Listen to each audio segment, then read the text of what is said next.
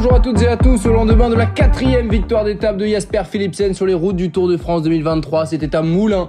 Départ aujourd'hui de Roanne avec la formation ici Bahrain Victorious qui aura envie de remettre le couvert après la victoire de Pello Bilbao. Les équipes du classement général se préparent, surtout à la veille du 14 juillet de la montée du Grand Colombier. Aujourd'hui, c'est une parfaite occasion pour les échappés. Roanne, départ d'étape pour la deuxième fois de l'histoire après 2008, direction Belleville en Beaujolais, ville inédite de ce Tour de France. Regardez le profil avec la côte de Tizy-les-Bourgs, le col des Écorbans, le col de la Casse Froide, tout ça c'est en 3e catégorie. Puis le col de la Croix-Montmain en 2e catégorie, le col de la Croix-Rosier, 2e catégorie également, avec 8, 5 et 2 secondes de bonification. C'est parti sous les ordres de Christian Prudhomme et c'est Mats Pedersen qui est le premier à s'élancer. Lui, le vainqueur d'étape à Limoges, qui met le feu aux poudres. La formation Lidl Trek qui aura forcément des envies d'échapper. James Shaw a été victime d'un problème mécanique, mais Caleb Ewan, lui, est bien distancé très tôt dans l'étape, alors que Wout van Aert a décidé d'en mettre partout.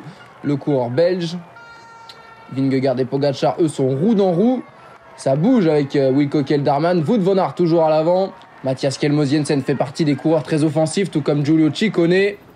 Et il y en a absolument partout. Les sprinters, évidemment, ont du mal. Ils vont se regrouper, alors que Fabio Jakobsen n'a pas pris le départ de cette 12e étape. Blessé suite à sa chute sur le circuit de Nogaro. À 87 km de l'arrivée, enfin, on voit un groupe se dessiner. Un groupe où figure Thibaut Pinot qui a été le dernier à rentrer. Julien Alaphilippe, lui, sent que c'est le moment, il va revenir. Ils seront donc 15 à l'avant, dont Mathieu Van Der Poel, André Amador, les deux coureurs qui s'isolent. Mais Amador, le costaricien déjà échappé hier, va être distancé par le spécialiste du cyclocross. Ruben Guerreiro fait partie des coureurs à l'avant, tout comme Campenart ou encore Tige Benoît et Tobias Johannessen. C'est bien Van Der Poel qui prend les 5 points au sommet du col de Montmain. Regardez ces jolis paysages encore une fois dans le Beaujolais. La course qui va se décanter dans les 40 derniers kilomètres. Van Der Poel est repris par Pinot et Jorgensen. Jorgensen déjà échappé sur les routes direction le Puy-de-Dôme, repris dans les tout derniers kilomètres. On retrouve également Ion Izagirre, Mathieu Burgodeau à l'avant. Et ce groupe de 6 unités qui va s'attaquer. Et Ion Izagirre à 30 bornes de l'arrivée place un démarrage dans la dernière difficulté du jour. Van Der Poel ne peut plus suivre, Johannessen non plus. Et Thibaut Pinot est en embuscade. Et Izagirre bascule avec une vingtaine de secondes d'avance. Désormais, c'est en descente jusqu'à Belleville en Beaujolais. La formation Ineos prend les rênes du peloton. À un moment, il y a eu plusieurs cassures tout au long de la journée. Et finalement, ça s'est regroupé. Et même des coureurs qui étaient assez loin, pointés à 2-3 minutes, comme Ben O'Connor notamment, Louis Menkis, ils sont rentrés. 15 km de l'arrivée, 50 secondes de retard pour le groupe Pinot. C'est toujours l'écart à 5 km de l'arrivée. La voiture Cofidis qui encourage de toutes ses forces Ion Izagirre à 1 km de la ligne. Le Basque va aller signer une nouvelle victoire pour la formation Cofidis, comme Victor l'a fait à San Sebastian. 18e victoire professionnelle pour Ion Izagirre qui s'impose ici à Belleville en Beaujolais. Il s'était déjà imposé sur les routes du Tour de France. Et l'Espagne qui renoue avec le succès, ça a été le cas de Pello Bilbao il y a quelques jours. Il n'avait plus gagné depuis 5 ans. Et bien ça fait 2 victoires pour la formation Cofidis sur ce Tour, 2 victoires pour l'Espagne également.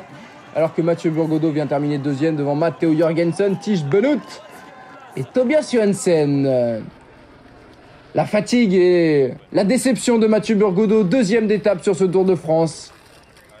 Il a tout donné et la formation Total Energy de nouveau 2e. Johannessen, on l'a dit, devant Pinot et Martin. Les Français étaient en embuscade, placés, mais toujours pas gagnants sur les étapes auxquelles on les attendait. Il y a eu Lafay en tout début de Tour de France, cette surprise Victor Lafay.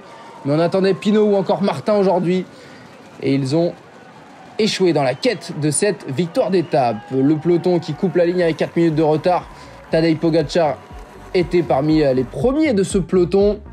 Toujours à l'affût Pogačar, même s'il n'y avait pas de seconde de bonification.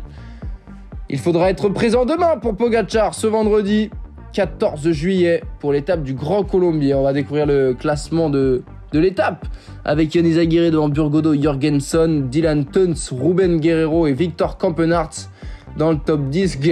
Campenart, nouveau top 10 après le Puy-de-Dôme.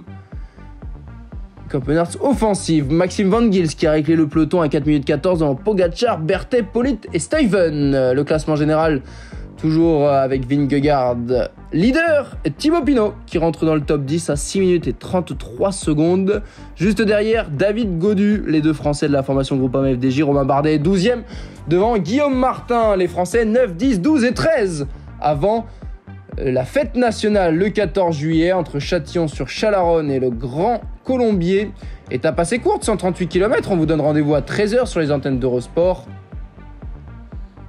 Avec aucune difficulté répertoriée avant le pied du Grand Colombier, le passage à Culose et 1500 mètres d'altitude. Ce sera le sommet de cette 13e étape. Un col hors catégorie où s'était imposé Tadej Pogačar en 2020 sur les routes du Tour de France. Va-t-il récidiver ou bien Vingegaard va-t-il enfoncer le clou? Ce sera évidemment à suivre en intégralité sur les antennes d'Eurosport et de GCN.